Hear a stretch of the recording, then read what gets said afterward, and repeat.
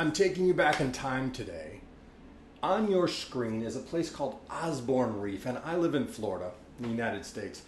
And Osborne Reef has always been a very, very strange place. I'm taking you back in time to 1972, and we had a tremendous problem in this country. And that was, we kept making the quality of rubber tires better and better and better. And they lasted forever. And the problem was, now what do you do with them? Once the tire tread wears out, there were literally tens of millions of tires clogging up all kinds of solid waste facilities all over this country. And a brilliant idea is hatched, and it sounds like this. Why don't we wrap these tires together in some kind of a band, and we'll start dumping these large bands into the ocean off of Fort Lauderdale, Miami area, pristine, beautiful part of the state. And fish and coral will naturally grow onto these tires. Fish will use it as habitat, and it'll be an amazing place. And sure enough, in classic stakeholder engagement methodology, fishermen got on board, the local municipalities got on board, beachgoers got on board because there's so much more fish in the ocean, so much healthier ecosystem. It truly was a massive effort in advocacy to get this done. So what happens? Corporate America gets behind it. And in fact, Goodyear, the tire company, most famously known for their blimps, they fly over sporting events and things, they even sponsor the event, and they fly the blimp to Fort Lauderdale the day of the opening of Osborne's Reef, and they drop a golden tire over the reef to open the whole thing up for the public. It's just an amazing success story.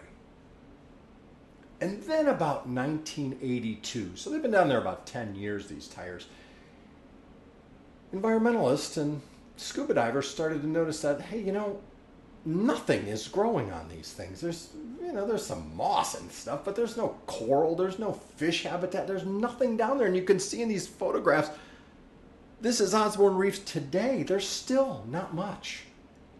And then the bands broke. And in Fort Lauderdale, Miami, some of the wealthiest people on the planet live there. And what happened? Storms happened, hurricanes happened, and tires started rolling up. Old, nasty, crusty tires started rolling up on their pristine beaches, which was not popular. So today, if you dive this reef, you're given certain permission to remove these tires. And to date, almost 1 million tires have been removed, but there are millions more to go.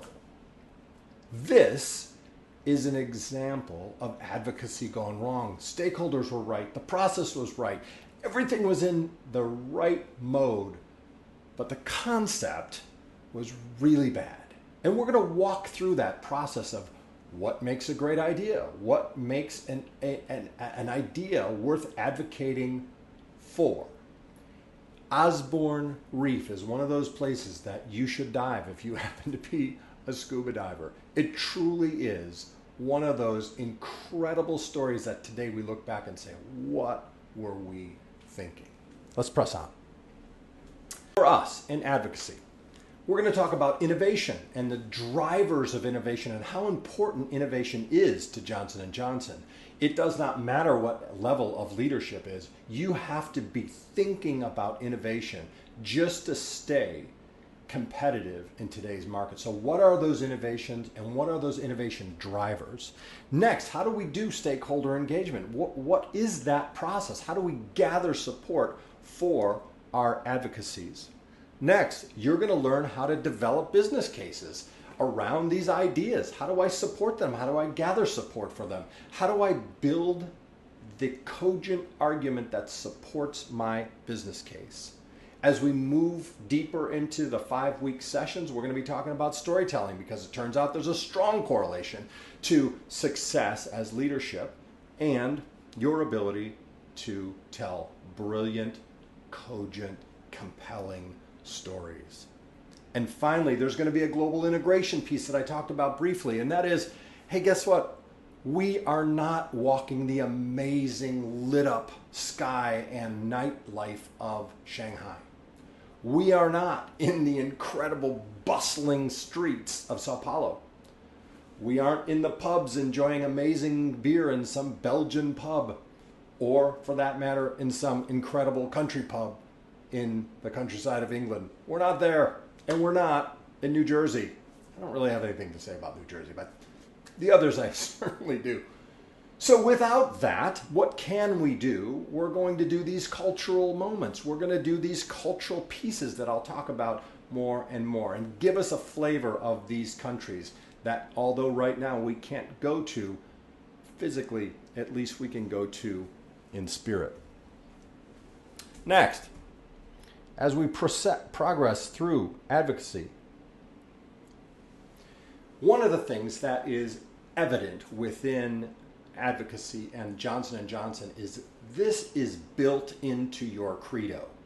It doesn't say, hey, we need to do better at this. It says we must innovate. We must develop. We must have new equipment. We must have new facilities. Well, how do you suppose that stuff gets done? That stuff gets done because leaders like you advocate for it. You build business cases for it. These are not things that are taught in MBA programs. These are things that people sort of build throughout their careers. And at this stage of your career, if you can get incredibly powerful and compelling business cases built, man, that makes you dangerous as a leader. It is part and parcel of what it is to be at Johnson & Johnson. All right, from the text then, and this is John Daly's Advocacy, and hopefully you've read some of this by now, or at least received the book. This is the matrix that we're going to be working on. And this is relatively simple, 2 by 2, but think about it for just a second. Along that left-hand side is your ability to advocate for the idea. How well you've done it. Are you effective or ineffective as an advocate? And then you have the quality of idea on top. Is it poor? Is it a stupid idea like Osborne's Reef? Or is it a pretty good idea? Now, if you have a poor idea, it's Osborne's Reef, and ineffective advocacy, so it usually doesn't get picked up unless it's just a dumb idea, it's poor advocacy, nothing happens. You know what? You got a lucky break because the idea wasn't implemented. Great. However, if it's a good idea and you have ineffective advocacy skills, this is quality. And business books and business cases are littered with these things. It's a good idea. It's just the advocate was not up to par. They didn't have the skills. They didn't have the network. They didn't have the communication. They weren't compelling. They had no stories. They had no data to support this. They were ineffective. That's a lost opportunity. Clearly what we want to avoid. If you have an effective advocate but a really stupid idea, and there's plenty of those in the news right now, so all you have to do is look at any feed and you will see plenty of these. These are wasted time and wasted investments where we want to spend our time, and our efforts are in that bottom right where with good ideas and effective advocates. And you have to understand that those two things need to line up truly to give you powerful and effective advocacy.